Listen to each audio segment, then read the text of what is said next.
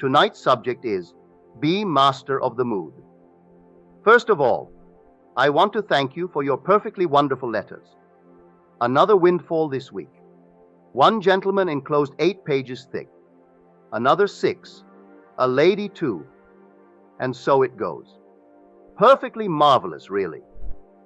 The gentleman with 8 said he only started coming here when I returned this past November and gave me this perfectly wonderful epistle. Tonight, we will tie them in, not all of them. We can't use all, but tie a few with the deep part of the story, which is taken from the 42nd Psalm and how we read the Bible. First of all, we are told the threefold cord is not quickly broken. The first strand is that which anyone who can read will discover when they read the story. What you can't read, you can listen to the story, and the one who can read it for you can tell you. If he can tell it with understanding, so you understand the story, that's one strand. Then there's a second strand, for that is simply a story, but it's secondary to his meaning, and you try to extract the meaning of the story told. Then you must put it to the test, because you are the operant power. If you can take what you extract or think you've extracted and test it, and it proves itself in performance, you have the second strand. And the third comes by revelation. And you'll find every passage of the Bible autobiographical. Every chapter of the Bible will be seen eventually in an autobiographical manner. So we'll take the 42nd tonight and show you how it is seen after one has had the experience as an autobiographical chapter. He's experienced it. On the surface, it's called a maskil. Well, a maskil, there are 13 maskils in the Psalms. This is the second of the 13 so-called. A maskil is simply special instruction. That's really what it is. Unlike all the other Psalms, read the maskil. You'll find that they are telling you something very, very deep. And don't let go. Just read it and ponder it and simply scrutinize it carefully, for it has something very profound in it. That's a maskil. Take the psalm, a psalm of loneliness, and here it is trying to give us instructions concerning the overcoming of loneliness. So here, as you read it, everyone suffers eventually. If not in the past or today, sometime in one's life, they have a sense of loneliness, where it may be through the loss of some human company. But in this case, it isn't. For the beginning of it is a thirst for God that nothing in this world can satisfy but an experience of God. You could be among millions of people, and he's alone, because he can't be entertained by things outside of himself. He wants to find God. And so, here in this thirst, he said, As the hart panteth after the water brook, so panteth my soul after thee, O God. My soul thirsts for God. When will I come and behold the face of God? My tears have been my food day and night, while men say to me, and they say continually, Where is your God? Verses 1-3. And so, here is this bruised body, as it were. The scoffers, knowing his interest in God, his belief in God, and he can't prove the existence of God, and they throw it up at him. He has not a thing to prove the existence of God, the reality of God, yet he cannot quench the thirst with anything that happens on the outside. It's a thirst for God that only an experience of God can satisfy.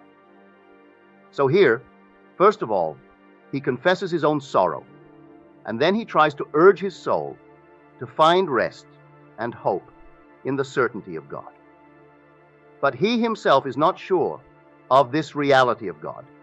He believes in God. He hasn't had the experience of God. So he's urging his soul to really find rest and hope in the reality of God. So he makes the statement, hope in God, after he tells himself, why is this soul of mine cast down? Why art thou cast down, O soul? Why are you disquieted within me? Hope in God, for yet again I will praise him, he who is my help and my God. Then he gives us a cue. If you can take tonight, as one of my friends said in a case history, maybe totally unaware of what he did, but he was using this psalm. So in this, he gives us a cue, that in his self-communion, I find no rest. I cannot in some strange way find the peace that I seek. Then I could, by consultation with the past, find it. And so he said, these things I remember as I pour out my soul. And then he itemizes the things that he remembers. The first one he remembers, how I went with the throng, and how I led them in procession to the house of God. And then the crowds, they were gay crowds, and they sang these songs of praise and thanksgiving. And it was a multitude, not just a few, a multitude keeping festival. Verse 4. He remembers that, so he claims.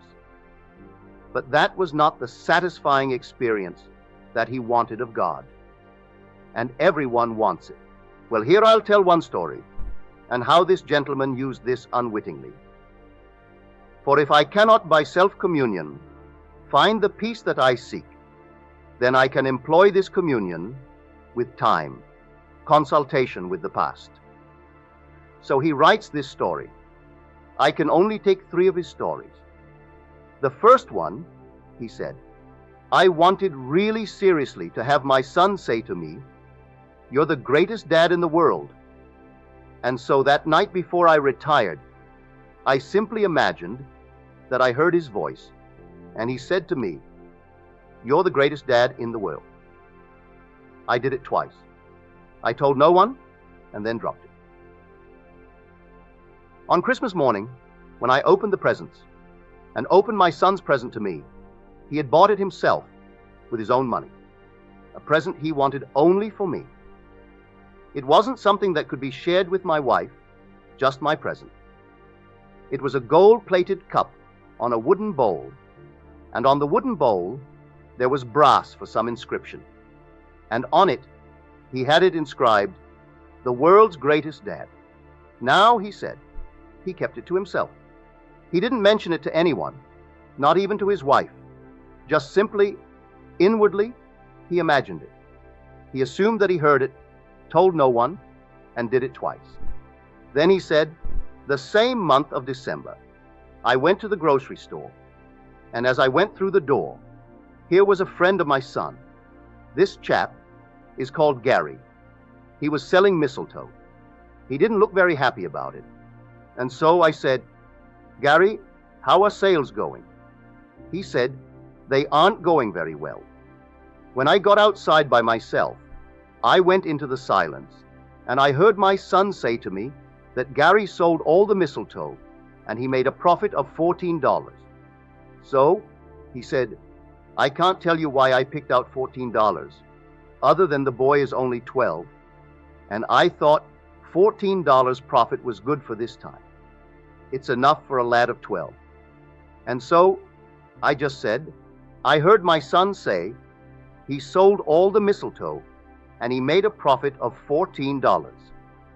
Well, 2 days before Christmas, when I came into the living room, I noticed among the decorations some holly, and I inquired, well, where did the holly come from?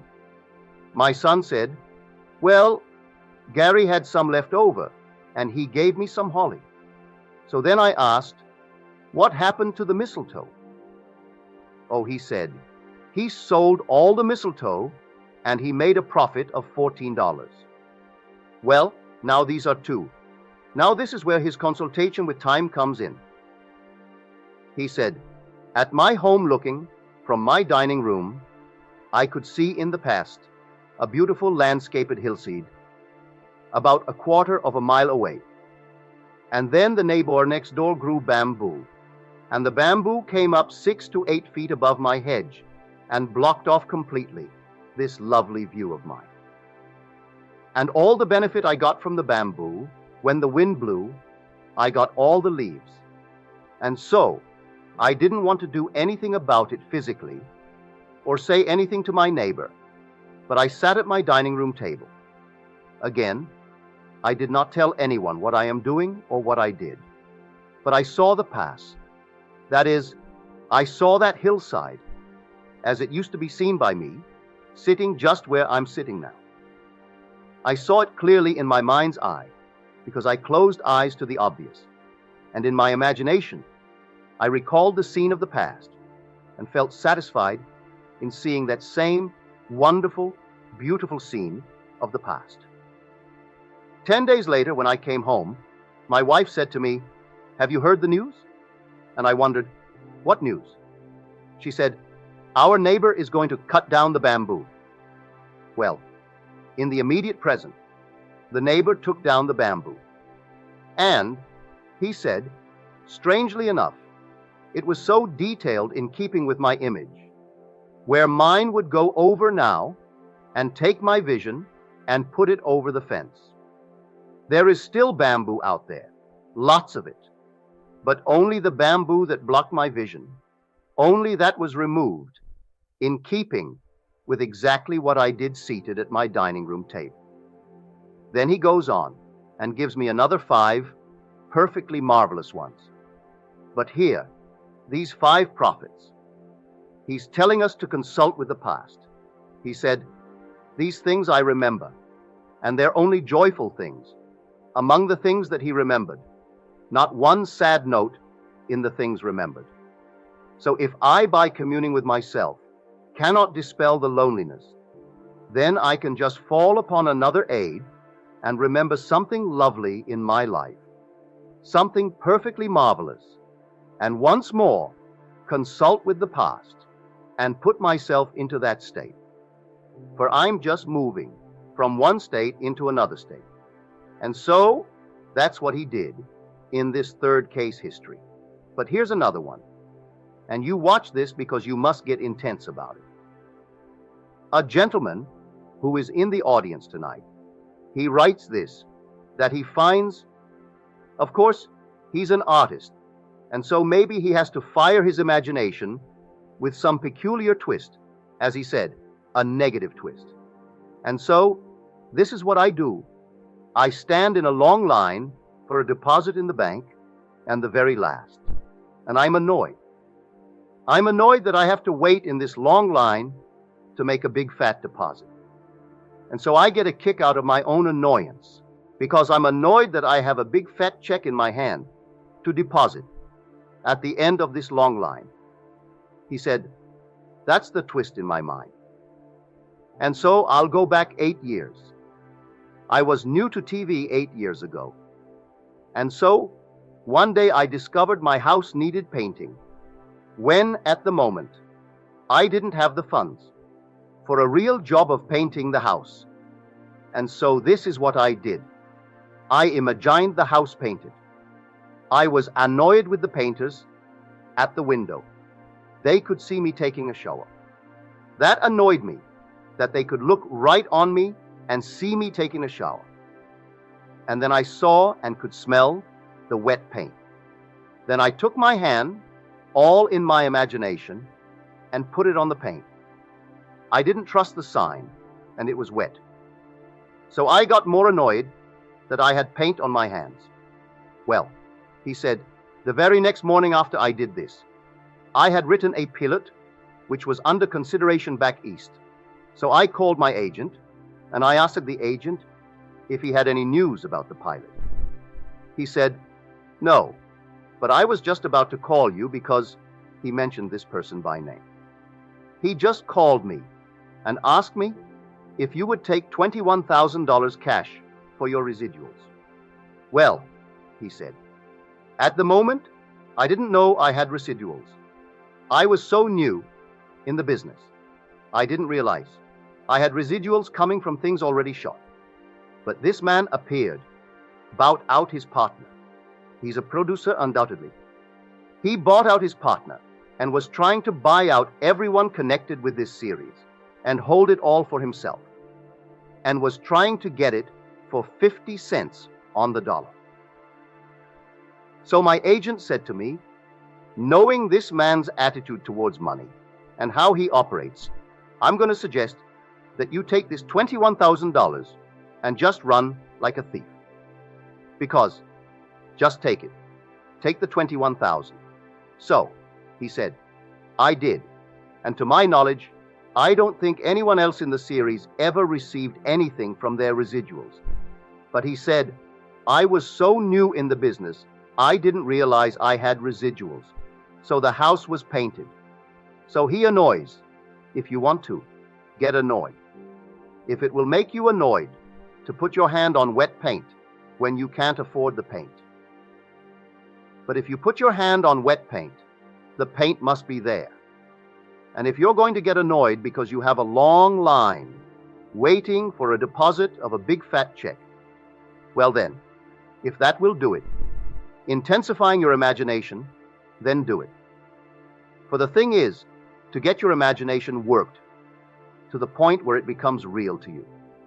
But he did it, and he made it real. He used his sense of sight. He could see the man watching him while he was taking a shower. He could smell the paint. That's another sense. He could feel the wet paint. That's another sense. And with his very annoyance, took these senses and raised them to the nth degree. And then it worked, and worked quickly. So in 24 hours, there was 21,000 cash waiting for him, which he took. Now this is a cute one. I hope she's here tonight.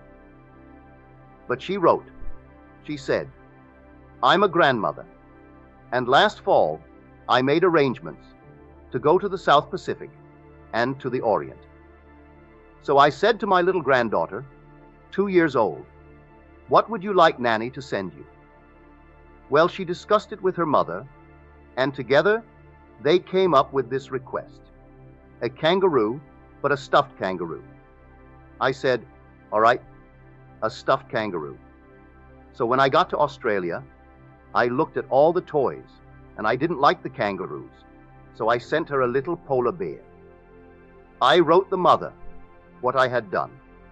So when the mother read the letter to the little child, only 2 years old, she said, I don't want a bear. I want a kangaroo. In the meanwhile, she had been talking all the time about her little kangaroo. She told her mother, her friends, anyone who would listen to her, only about the kangaroo. So when this lady came back, she heard anew that her granddaughter was greatly disappointed in this little bear. In fact, wouldn't want it, really. But the bear hadn't yet arrived.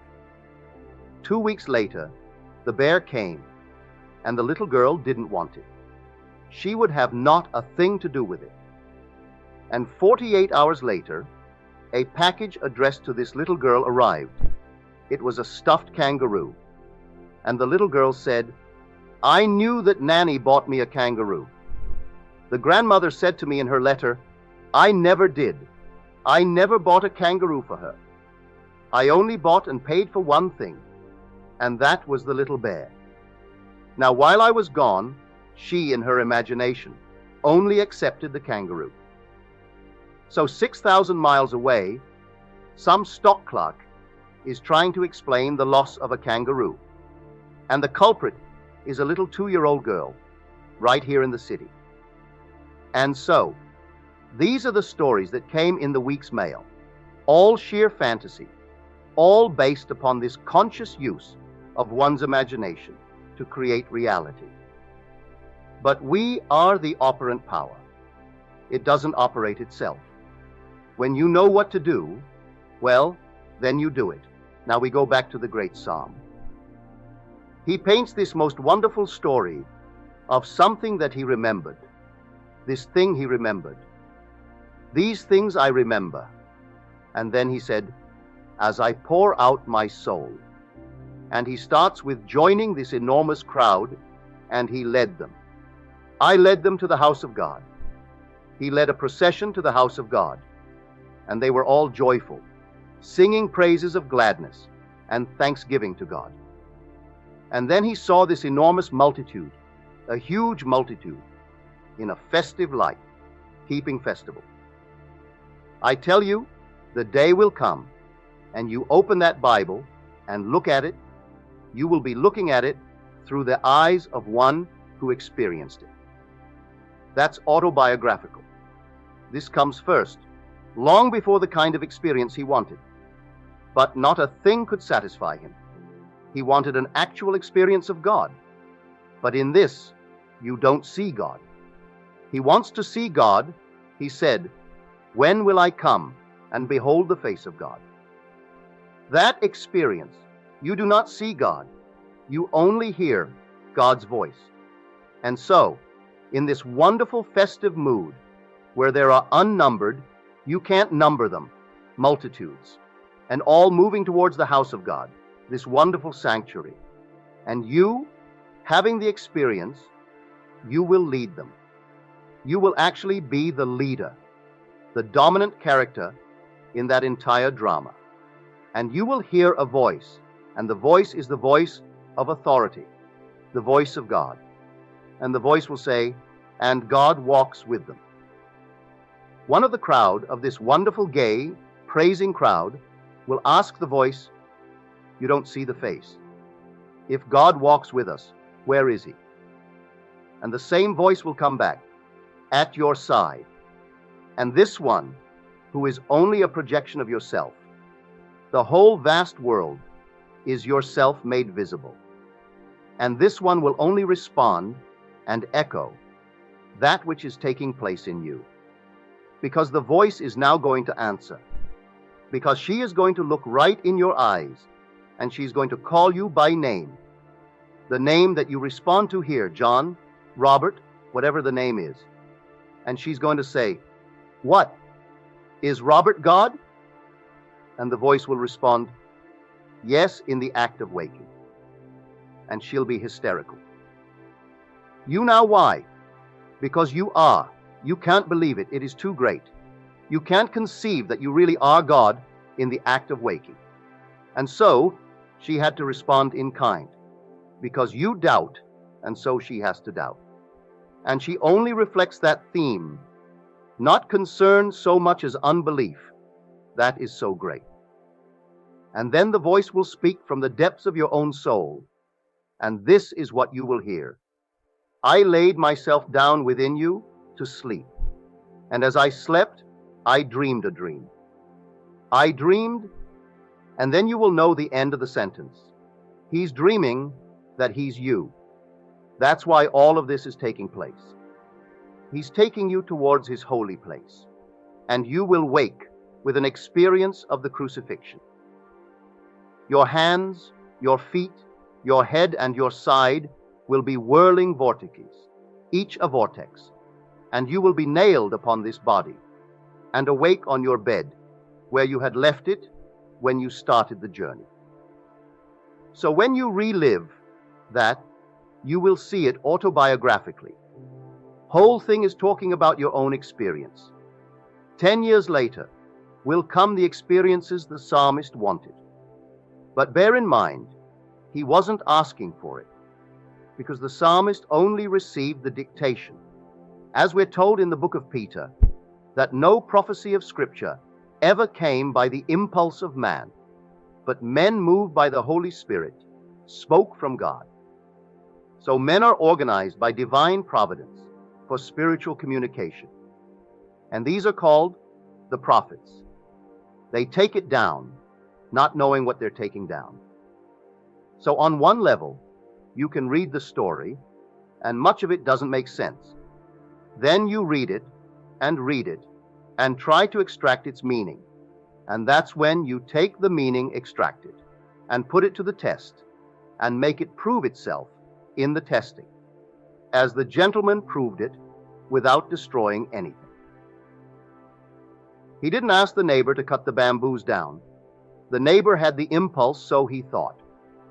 But the neighbor's desire to cut them down originated in the vision, the imaginal vision of his neighbor, who saw clearly, sitting in the dining room, where before he was obstructed by these, well, about 6 or 8 feet tall, bamboos above his fence.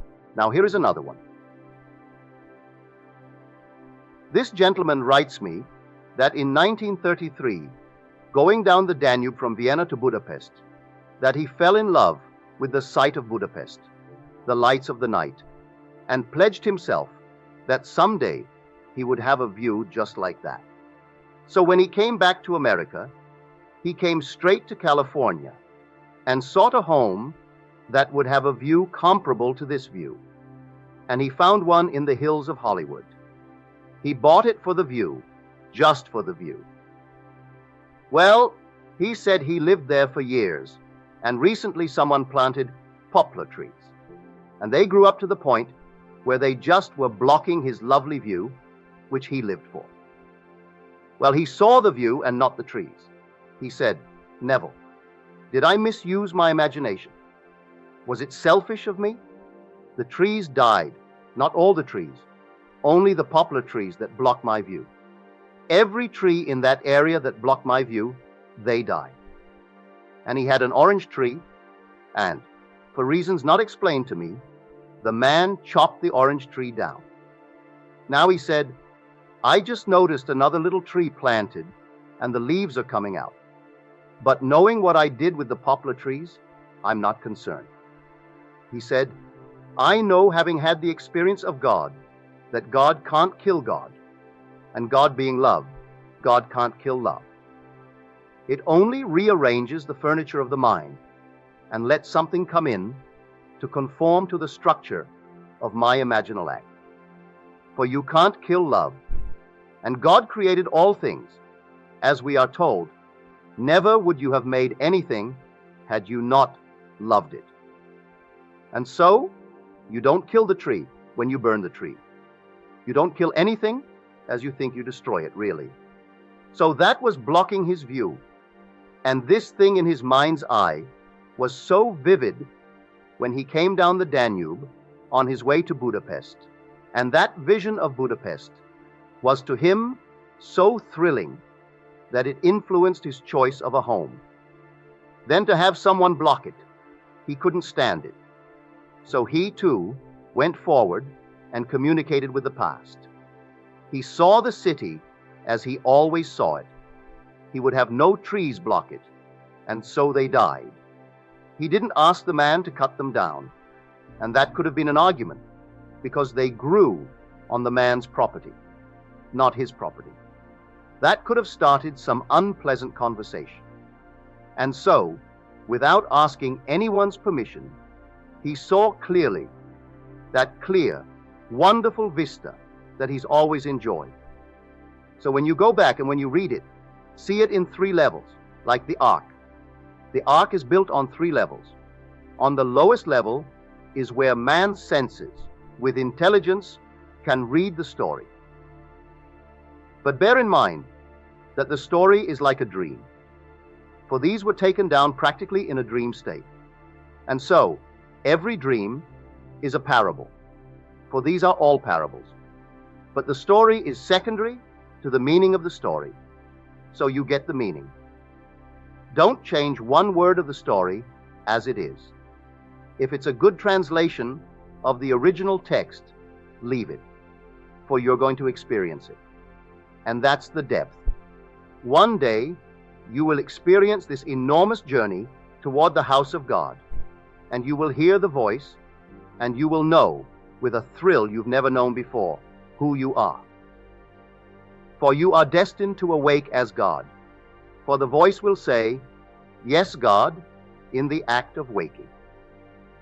Then the voice will speak to you from the depth of your own soul, and you will hear it, and pass through the sensation of being nailed on this cross of flesh and blood. Then will come all the others, for you are told, "Now we're going to go up to Jerusalem, and all that is written about the Son of Man will be accomplished." I am going to Jerusalem.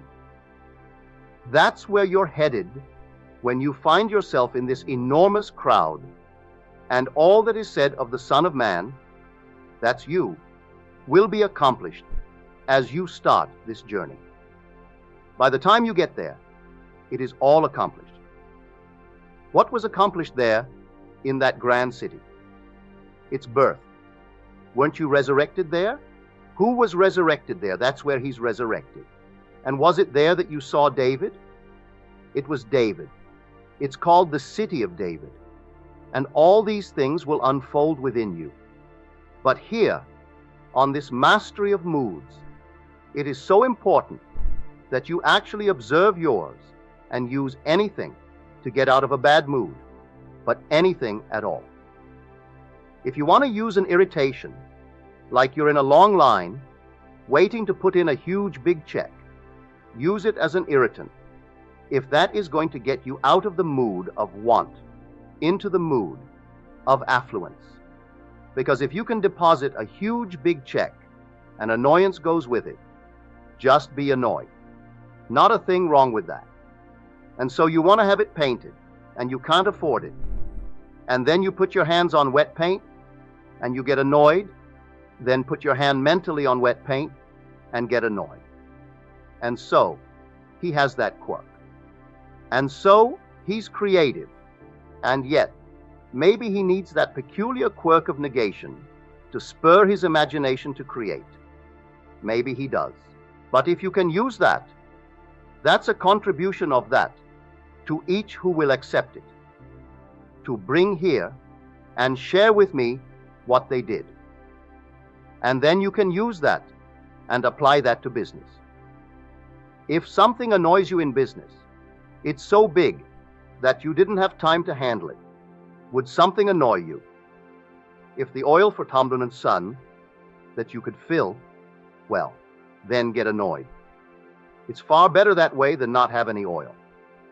And so, you take this and apply it wisely. It's a simple, simple technique. But I tell you the story of the lady who sits for 1 week and bathes herself emotionally with the feeling that she had security. But I have security.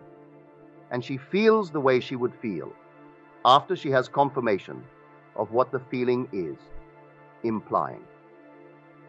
Then one day after her 6 days of vigilance, she gets confirmation that she receives now $540 from this fixed annuity and then her Social Security. For she's entitled to it. So together she has over $600 a month for the rest of her earthly days. She just spent the winter in Barbados. She called me long distance. She called me this past week to bring me news of the family in Barbados. And that was an extra gift that didn't come out of her $600 a month, because she couldn't afford that for the time she spent in Barbados. But he who gave her this money, that pays $540 a month, said to her, I'm going to give you for a Christmas present your 2 months in Barbados. And that would mean I'm going to pay all expenses, including your hotel and your transportation. So that was additional. She has accepted that way of living now. And this lady before this never earned more than $75 a week at any time in her life. Now that was a mood. That was a controlled mood. She was simply a receptionist in a beauty parlor. And so, before she left for work in the morning, she took her morning tub, as she told me, and while seated there, she would feel the way she would expect to feel after she had confirmation that she had financial security. She bathed in it, as it were. Then on Saturday night of that very week, she was informed by this man, who did not entertain this thought until Wednesday of that week. She started on Monday morning, and this man had said to her all through the years that he knew her, I will never give you a nickel, so don't look forward to any money from me. They were friendly, they were friends, but he always said to her, we have had fun together. I've paid for all the expenses in this world, like the theater and all these things. That's all you're getting from my world. And she believed it until I said to her the previous week, don't you read my books?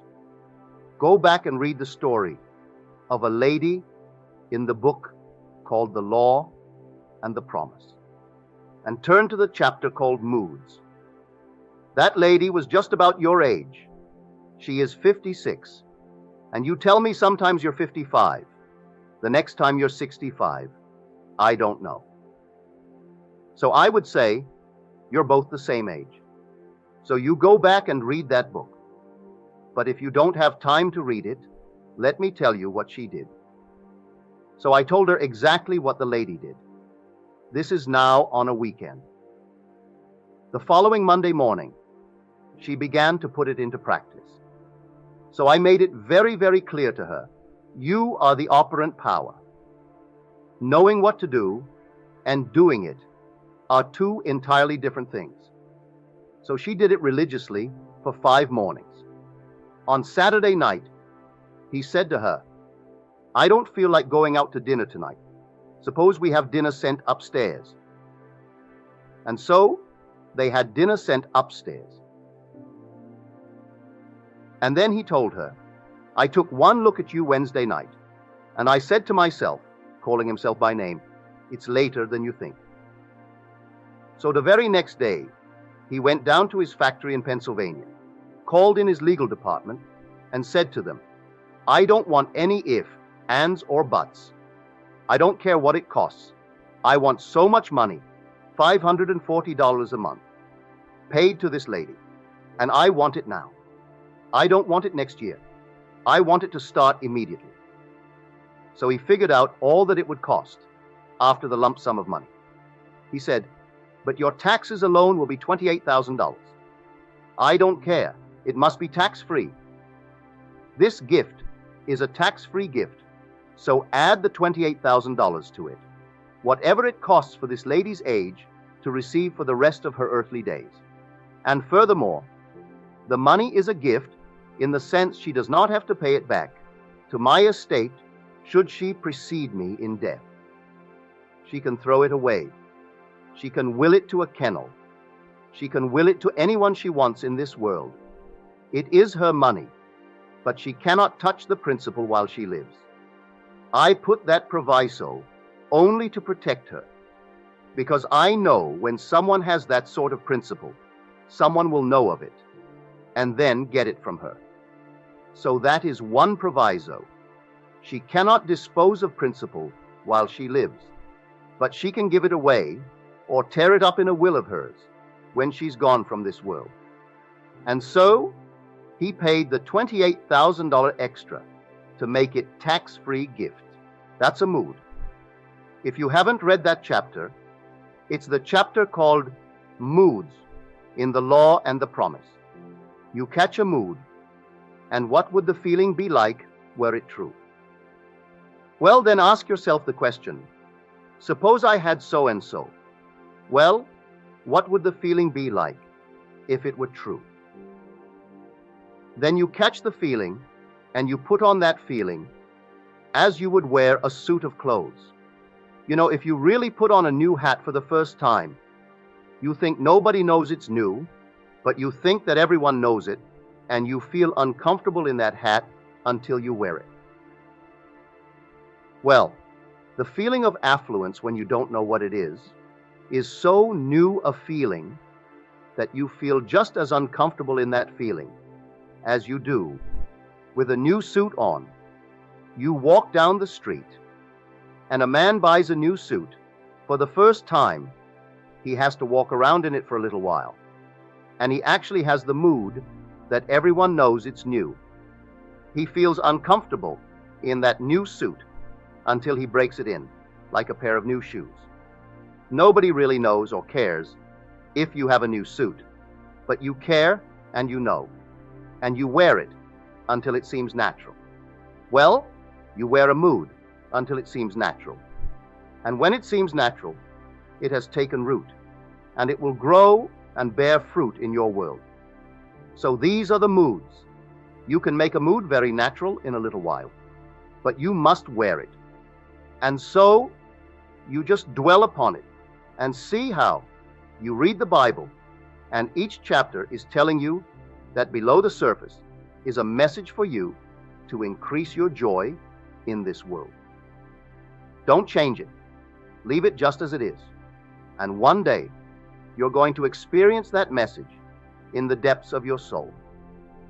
For who, on looking at the 42nd Psalm, would think for one moment that it's self-communion that's done it? So he communes with himself in this psalm. And it didn't work. He communed with himself, but he didn't feel the relief that he sought. And then he took up time, past time, and then he said, "These are the things I remember." And then there was a joyful remembrance. Everything about it was happy and joyful. He tuned in on it and said, "I will seek and praise the Lord, even though at the moment the soul cannot, and the soul is cast down. Why are you cast down, O my soul, and why are you disquieted within me?" Then asks you to have hope, hope in God, and then try to repose and try to find some rest in this hope. Because first of all, he asks you to hope in God long before you hear him, or you see him, or experience him. And then try to find rest in that hope and that sympathy of God, and someday you will. So I never despair when someone tells me he's an atheist. Makes no difference. One day he will have the experience of God. And it doesn't make any difference now what's said after the experience of God. Khrushchev will one day experience God. Stalin will one day experience God. And in the end, all of their hands dripping in blood will be washed clean. No matter what he's done, it will all be washed clean. But today, he brags about the fact that there is no God. He says there is no God, therefore it makes it so. But I tell you, I know from experience, not only there's God, but God is love, infinite love, so you can always approach him. And the day will come, there's no one to approach because he has completed his gift, and his gift is to give you himself. Not some little piece or part of him, he's going to completely give you himself, that you can't then commune with him. You are he. It's self-communion from then on, and yet it doesn't rob you of the joy of knowing that infinite presence that once embraced you and made you one with himself. And you knew by that experience the joy of wearing the divine form of life. For love truly is the human form divine, and you once had the joy of wearing it.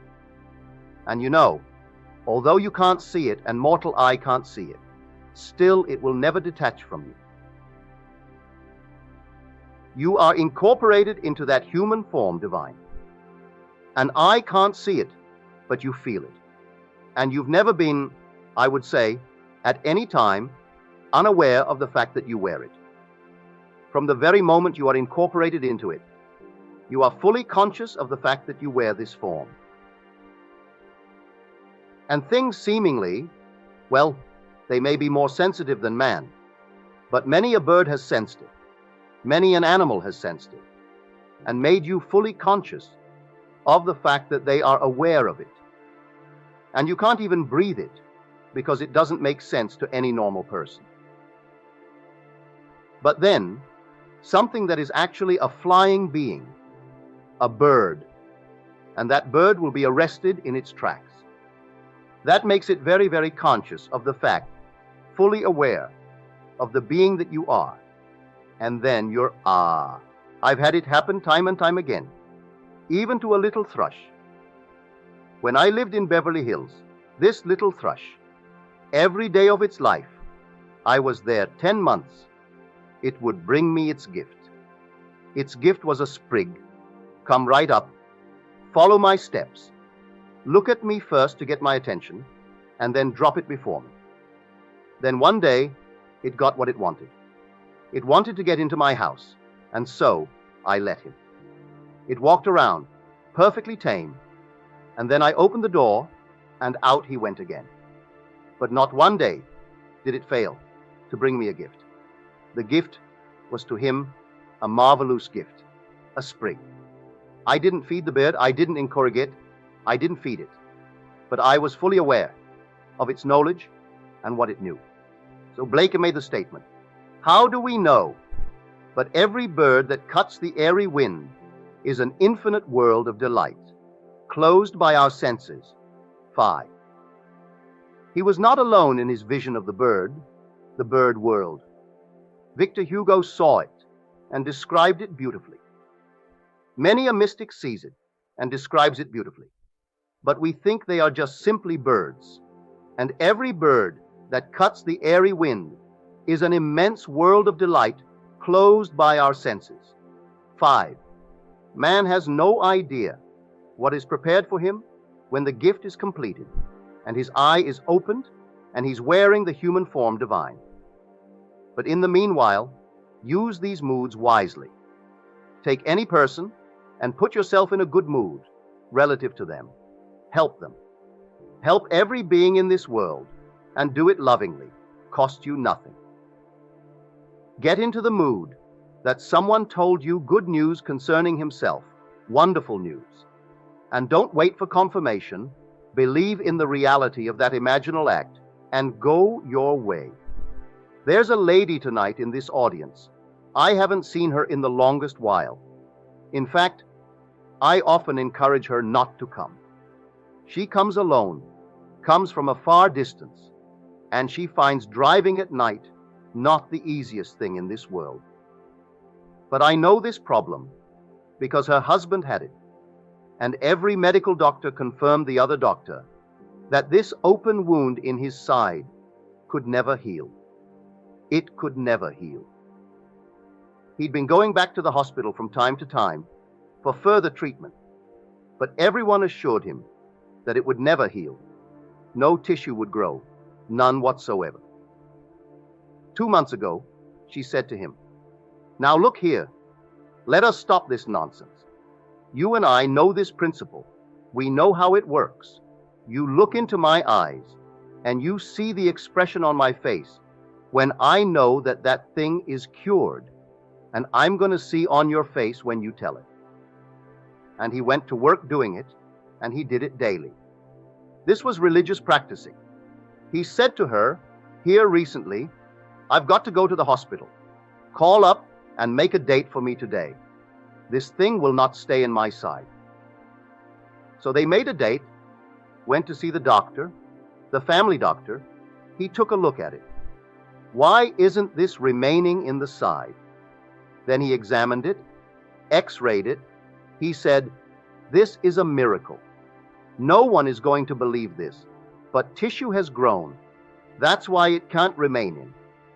And you don't need any operation to clean up what is there now. We can leave it just as it is." The tissue has started to grow in the most marvelous way, and not a thing can remain in there because the tissues will push it right out. It's all growing. And he's had that like a thorn in the side of Paul, a constant reminder of his own mortality. Now the doctors saw it, and the x-rays confirm it. There's a new case history. Well, isn't that marvelous? All by the use of imagination. So I ask you to simply treat it naturally but seriously, and believe when I tell you that an imaginal act creates the fact. And all day long, you and I are creating all the confusion in the world, or the joy in the world, depending upon what we experience. Just like the little girl, 6,000 miles away, simply caused some person to fill an order that wasn't there. That's exactly what she wanted, and it came. So I'll hold the other stories for the next time. But still, because I have so many now, don't stop. Write them, and write them, and write them, that I may share them with everyone who comes here. I want them by the hundreds. I have a few more weeks left, and I still want as many as I possibly can get confirming the truth of what I'm talking about here. Now let us go into the silence.